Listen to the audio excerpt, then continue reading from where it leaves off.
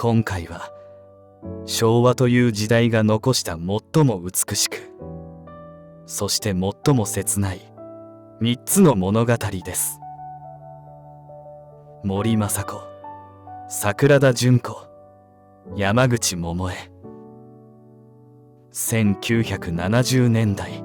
日本中が彼女たちの成長を見守り、一喜一憂し、その背中に自分自身の青春を重ねました。中3トリオと呼ばれた彼女たちがただの人気アイドルで終わらなかったのはなぜか。なぜある者は歌の道を極め、ある者は映画のヒロインとなり、ある者は伝説となって消えていったのか。彼女たちが駆け抜けた2732日の奇跡を、当時のスター誕生の日はライバルとしての葛藤、そして大人たちが決して語らなかった光と影と共に紐解いていきます。物語の始まりは1971年、テレビ界に革命を起こした伝説のオーディション番組「スター誕生」のステージです。トリオの中で最初にその扉を開けたのは森昌子でした。わずか13歳、おかっぱ頭に質素なブラウス姿で現れた彼女が歌い出した瞬間、審査員席に激震が走りました。13歳で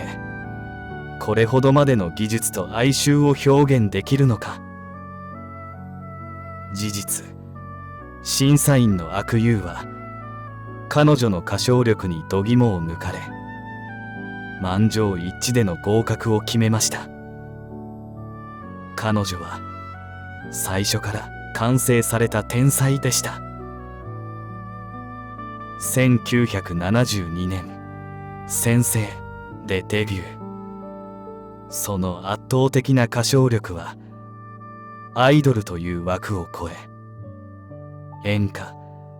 歌謡曲という日本の心を背負う宿命をその小さな肩に背負った瞬間でもありました。森昌子デビューから遅れること1年、1972年、秋田からやってきた一人の少女が番組史上最高得点となる573点を叩き出します。それが桜田淳子でした。秋田にすごい子がいるという噂は予選の段階から業界中を駆け巡っていました。彼女がステージに立った瞬間、そこにはパッと花が咲いたような圧倒的な花がありました。事実、彼女はアイドルの象徴である白い帽子をトレードマークに「天使も夢見る」で鮮烈なデビューを飾ります。誰もが彼女を正統派の女王と認め、その輝きは昭和の太陽そのものでした。そして物語は1972年の暮れ、一人の少女をステージへと導きます。山口百恵、13歳。彼女が歌ったのは牧場由美の回転木馬でした。しかし森昌子のような圧倒的な歌唱力も桜田淳子さんのような弾けるような華やかさも当時の彼女にはありませんでした。審査員の票は驚くほど冷ややかなものでした。どこか暗い、そんな評価を背負って始まった彼女の芸能生活。しかしこの影こそが日本中を震撼させる菩薩への伏線になろうとはこの時誰一人として想像すらしていませんでした。こうして3つの星が揃いました。技術の政子、花の純子、そして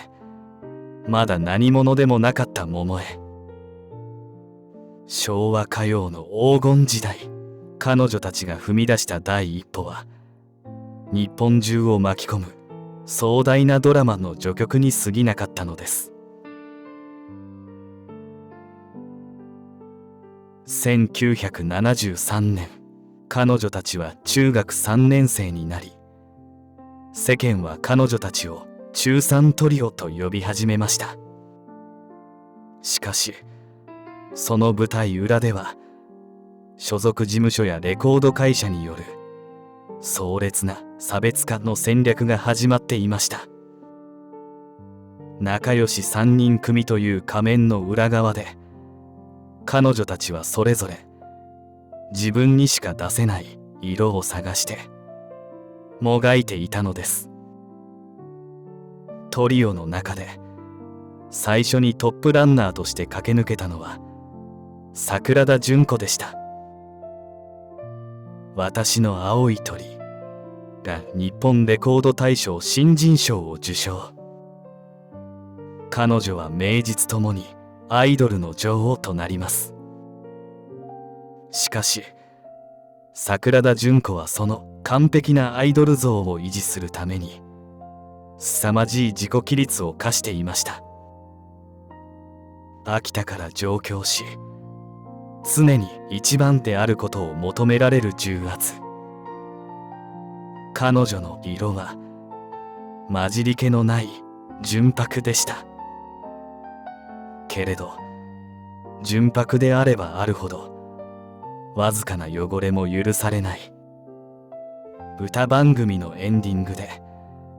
常にカメラのセンターを意識し笑顔を絶やさないその裏側で、彼女はいつかこの若さが失われた時、私は何者になれるのかという早すぎる葛藤を抱えていたのです。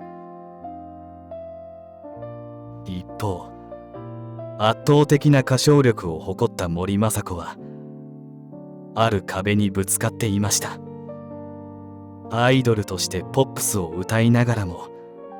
彼女の心と声はもっと深く日本人の情念を揺さぶる演歌を求めていたのです。当時の制作陣は彼女の色を素朴で親しみやすい茜色として売り出しました。事実、彼女はトリオの中で最も早くから歌の技術で大人たちと対等に渡り合っていました。しかし同世代の女の子たちが着るような華やかなドレスよりもどこか控えめな衣装が用意されることが多かった。歌手として認められたいという職人気質の森昌子と、アイドルとしての可愛らしさを求める市場のギャップ。彼女はその葛藤をあの震えるようなビブラートの中に封じ込め、一歩ずつ演歌の女王への階段を上り始めていたのです。そして最後尾を歩いていた山口百恵。彼女の色は誰にも予想できなかった禁断の青でした。デビュー曲「年頃」を受け、制作陣が彼女に与えたのはあまりにも過激な青いサガ路線。14歳の少女にあなたに女の子の一番大切なものをあげると歌わせる。事実、この路線に対して教育界や PTA からは猛烈なバッシングが起こりました。しかし彼女は動じませんでした。彼女は後に自叙伝でこう語っています。恥ずかしいと思ったことはない。それは私に与えられた役割だったから。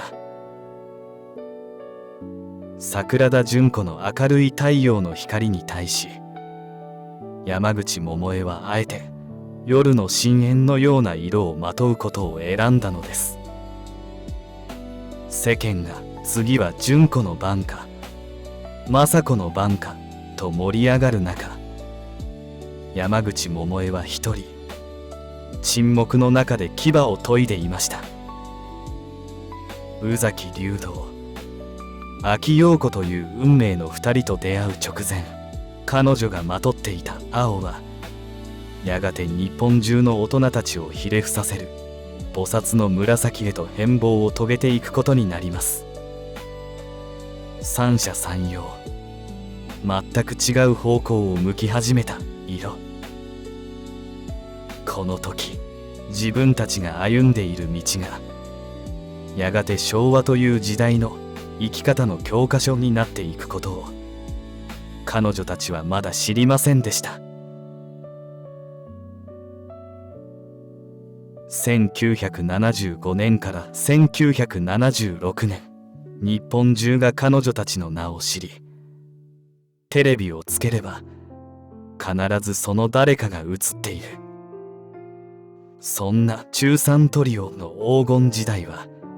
皮肉にも彼女たちがトリオという安らぎの枠を自ら壊し始めた時期でもありました。この時期、桜田淳子は歌手としてだけでなく映画界のミューズとしても頂点に君臨していました。スプーンいっぱいの幸せ、遺書、白い少女。彼女がスクリーンで見せる涙に日本中の少年たちが胸を締め付けられました。名実ともに昭和のトップアイドルであり続けました。しかしその光が強ければ強いほど彼女の内側には影が忍び寄ります。桜田淳子は非常に聡明でプロ意識が高いゆえに、期待される桜田淳子を演じ続けることに限界を感じ始めていたのです。当時のインタビューで彼女はふとこんな言葉を漏らしています。私、このまま大人になれるのかしら。常に笑顔でセンターにいることの孤独、それは王道を歩む者だけが味わう冷たい風でした。一方、森昌子は大きな決断を迫られていました。アイドルとしての衣装を着て明るいポップスを歌う自分に違和感を隠せなくなっていたのです。1975年、彼女は自身の原点である演歌・歌謡曲の道を突き詰めるべく、より情感の深い楽曲へとシフトしていきます。事実、森昌子の歌唱力は10代にして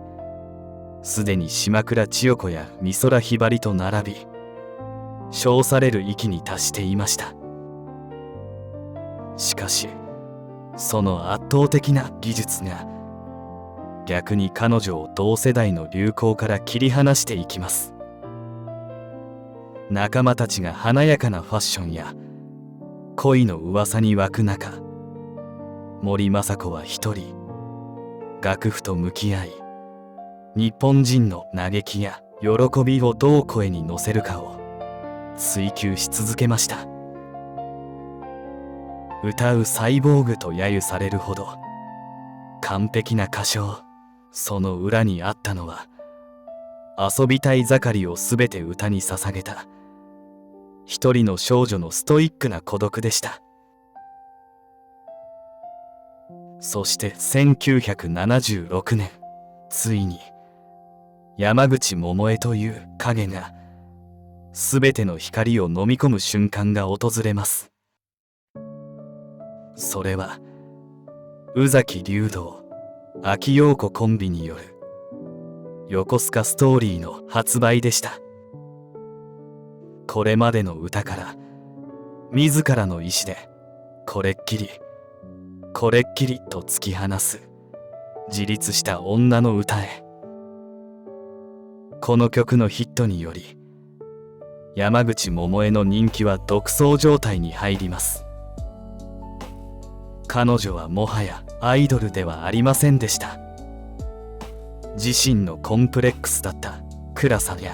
陰りを最大の武器に変えた瞬間、彼女の背後には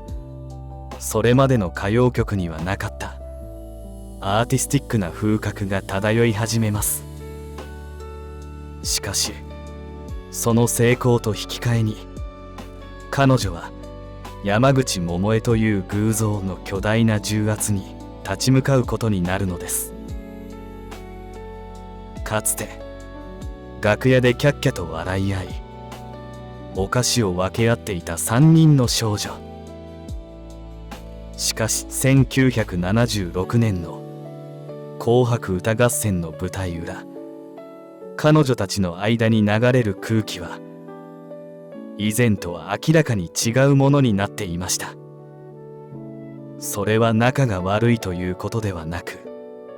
互いが自分の足で立つ一人の女性であることを認め合ったプロとしての静かな距離感でした。絶頂期、それは別れの始まり。中3トリオという美しい季節が終わりを告げ、彼女たちはそれぞれ自分だけの最後の聖域を探し始めることになります。1977年3月、春の訪れとともに日本中に一つの衝撃が走りました。花の中3トリオ解散。中学3年生の時に結成され、呼び名を変え高校卒業とともにその幕を閉じる。大人たちが仕掛けたプロジェクトとしての卒業でしたが、3人の少女にとってはそれは一人の人間としてどう生きるかを突きつけられた人生最大の分岐点でした。1977年3月、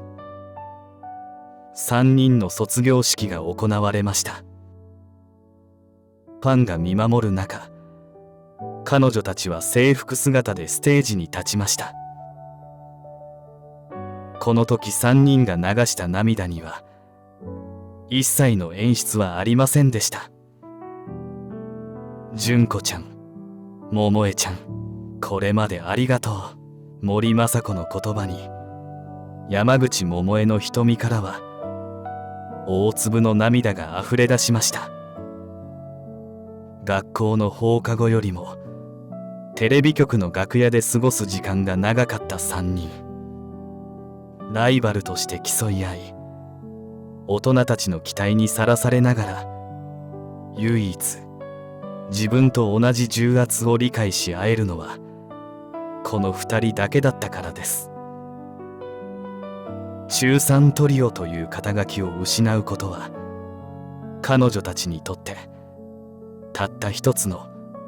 そして最強のシェルターを失うことでもありました。卒業後、桜田淳子は迷うことなく表現者の道を突き進みます。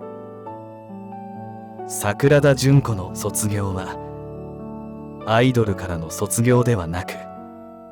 アイドルの概念を広げるための挑戦でした。彼女は後にミュージカル「アニーよ銃を取れ」で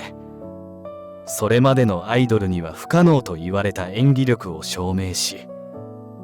芸術祭優秀賞を受賞します。彼女が選んだのは常にスポットライトのど真ん中に立ち、時代の熱狂をその身に浴び続ける一生エンターテイナーとして生きる道でした。森昌子の卒業は最も静かで最も重いものでした。彼女はトリオ解散後、さらに深く演歌歌謡曲の深淵へと潜っていきます。当時10代の女性歌手が本格的な演歌を歌うことは商業的にはリスクと言われていました。しかし森昌子はその道を選びました。彼女はこの時期から涙の桟橋など大人の女の情念を歌う楽曲で圧倒的な支持を盤石なものにしていきます。彼女の卒業は若さという武器を捨て声という楽器だけで生きていくというストイックな職人への変貌だったのです。そして山口百恵、彼女の卒業は皮肉にも山口百恵という神格化へのカウントダウンの始まりでした。卒業直後に発売された夢先案内人、そしてイミテーションゴールド。彼女は卒業と同時にそれまでのアイドルの枠を完全に破壊しました。この時期の山口百恵はもはや同世代の誰とも比較できない場所にいました。桜田淳子や森昌子が芸能界の中で輝きを増していくのに対し、山口百恵はどこか芸能界の外を見つめているような不思議な静寂をまとい始めます。この時彼女の胸の内にはすでに一人の女性としての究極の幕引きのイメージが芽生えていたのかもしれません。1977年の春、3人がそれぞれの道を歩み出した時、彼女たちの色は3色の虹から3本の独立した光へと変わりました。また明日ねと言える場所がなくなった後、彼女たちはそれぞれの孤独と向き合い、それぞれの頂点を目指しました。そして私たちはその後に訪れる衝撃の結末を、それぞれの卒業がどれほどまでに昭和という時代の美しさを際立たせていくことになるのかをまだ知りませんでした。森昌子、桜田淳子、山口百恵。今回私たちがたどったのは単なるアイドルの成功物語ではありませんでした。それは何者でもなかった3人の少女が日本中が見守る中で自分を見つけ、傷つき、悩み、そして一人の大人の女性として自立していく美しくも壮絶な青春のドキュメンタリーでした。思えばあの日々、私たちは彼女たちの歌を聴きながら自分の人生のページをめくっていました。森昌子の切ない歌声に叶わぬ恋の痛みを重ね、桜田淳子の弾けるような笑顔に明日への希望をもらい、山口百恵の凛とした眼差しに誰にも媚びずに生きる勇気を教わった。中3トリオという虹は1977年の春に消えてしまいました。けれど今も3つの星がそれぞれの場所で光を放っています。ある人は家族を守る静かな沈黙の中に、ある人は芸の道を突き詰める孤独な情熱の中に、そしてある人は激動の人生を抱きしめながら今を生きる強さの中に。皆様の胸の中にもあの頃の彼女たちが残してくれた3色の記憶が色あせることなく咲き続けているはずです。最後まで聞いていただきありがとうございました。また次のお話でお会いしましょう。